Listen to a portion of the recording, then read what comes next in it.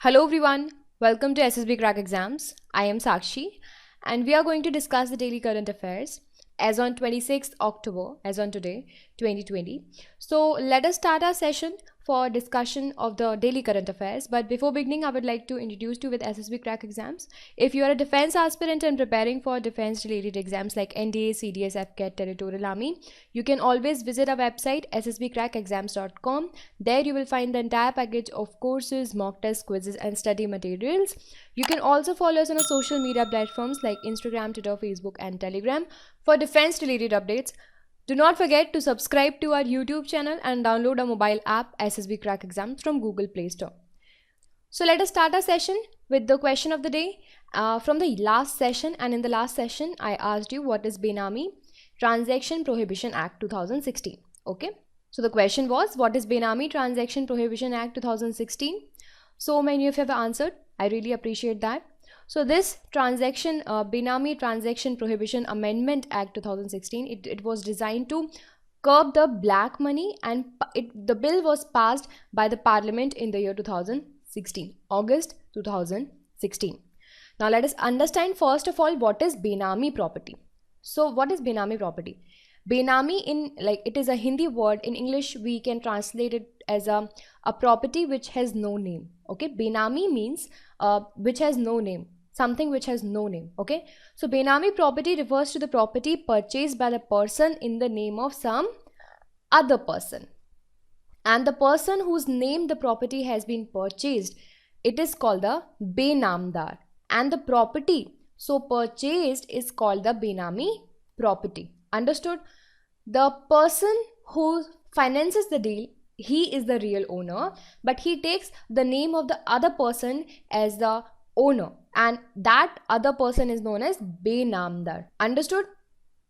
Okay, now talking about the bill, under the bill, the term property, it is going to cover movable, immovable, tangible and intangible properties, and in case of the joint ownership of the property, the taxpayer will have to show the finances and the financing sources, and the person who is indulging in Benami transaction may face up to 7 years of imprisonment and fine as well.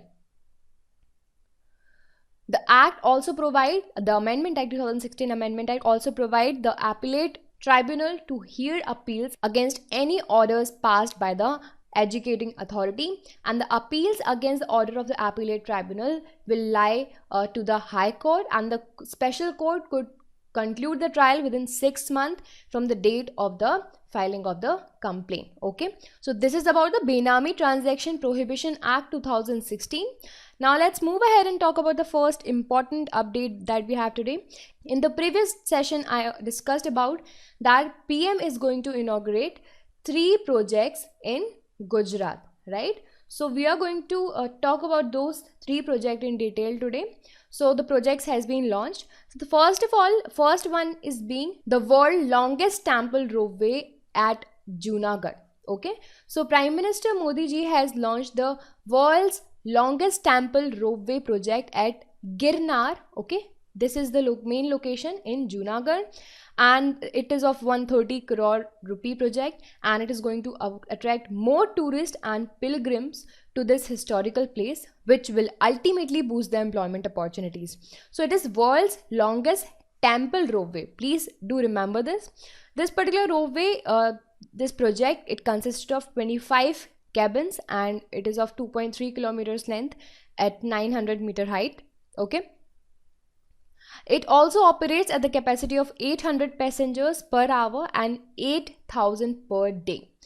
In addition to this, the ropeway will also provide scenic view of lush green beauty surrounding the Girnar mountains. So the world longest ropeway is at Junagadh. Okay, now moving ahead, talking about the other project which was launched by the Prime Minister at Gujarat. It is the country's biggest cardiac hospital in Ahmedabad. So Prime Minister Modi ji, he dedicated country's biggest cardiac hospital at UN Mehta Institute of Cardiology and Research Center. Okay, you need to remember this. Along with that, he launched the mobile application for the telecardiology at the Civil Hospital campus in Ahmedabad. Okay. So these new facilities, they have been set up at the cost of rupees 470 crores, which has increased the existing 450 beds to 1,251 beds, 535 cardiac ICU beds, 15 cardiac modular operation theaters, and 6 cardiac cath lab.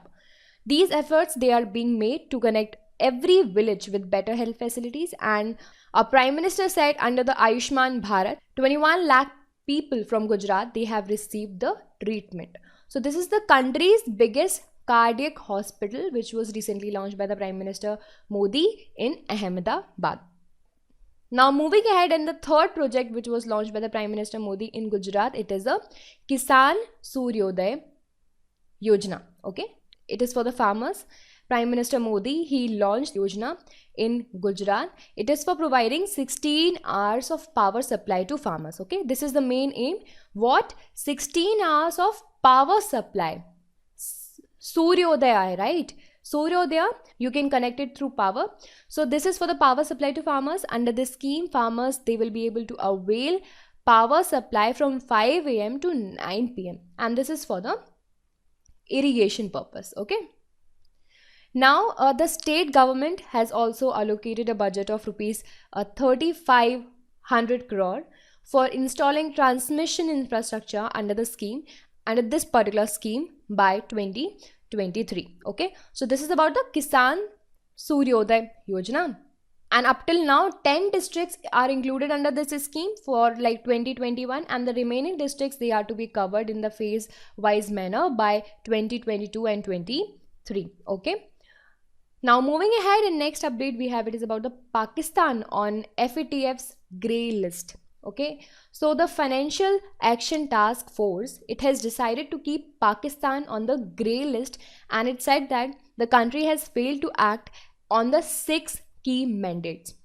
The FATF urged Pakistan to complete an internationally agreed action plan by February 2021. Otherwise, it will be shifted to what? It will be shifted to blacklist. See, first of all, you will have to know what is a grey list. So, grey list, it includes the countries that are considered safe havens for supporting what? Supporting the activities like, you can consider like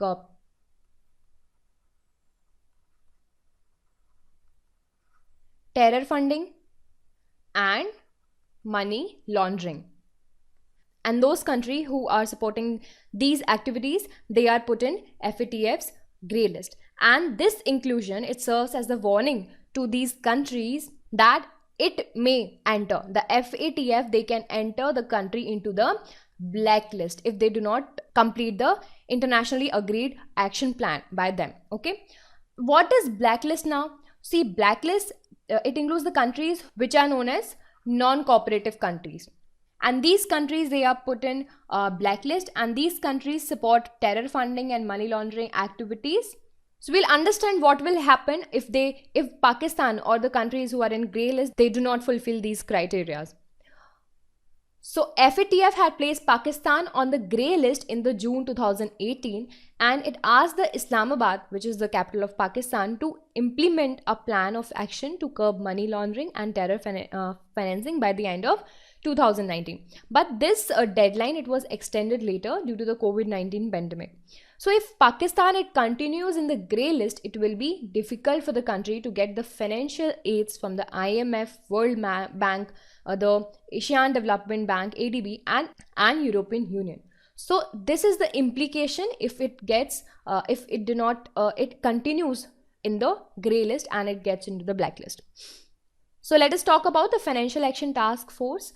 So it is an intergovernmental body which was established in the year 1989, and it was the initiative of G7 countries. Now write it down in the comment section, what all are the G7 countries. Okay, so its secretariat, it is located at the Organization of Economic Cooperation and Development, OECD headquarters in Paris. And the membership, it includes 39 jurisdictions, or you can say 39 members. So when we talk about the Financial Action Task Force, it is a global watchdog that was founded to tackle, as I told you, money laundering initially, but its role became more prominent after the 9/11 terror attack. And following the attack, the Financial Action Task Force expanded its operation, and it also included the terror financing under the its preview. So this is it about the Financial Action Task Force. I hope you understood about this. Now Pakistan continues on the FATF's grey list. Now moving ahead, and now I'll be telling you the current COVID-19 situation in India. So as per 25th October 2020, the total cases have reached to 78,64,811. The recovered out of them are 70,78,123, and actives are 6,68,154, which is 8.5% of the total cases. Deaths have reached to 1,18,534. Now on this chart, you can see the steady improvement in the COVID-19 recovery rate in India since May 31, 2020 till October 25, 2020. Here you can see the graph. Now it is time to revise this entire session with the quiz. Try to answer these questions. So the first question for you is, the world's longest temple ropeway is located in A. Junagadh, B. Ahmedabad, C. Jaipur, and D. none of the above. So it is located at Junagadh. Okay. Next question, the Financial Action Task Force established in 1990, 1989, 2000 or 2010. So it was established in the year 1989. Now the next question is, the Secretariat of the Financial Action Task Force is located at Paris, Washington DC, New York, Kathmandu. So the Secretariat of FATF, it is located in Paris. Alright. Now it is time for question of the day. Try to answer this question. So the question for you is, what is Project Snow Leopard? Try to answer this question in the comment section. We will discuss the complete and in detail answer in the next session. Till then, stay motivated, work hard. I'll see you in the next session. Jai Hind.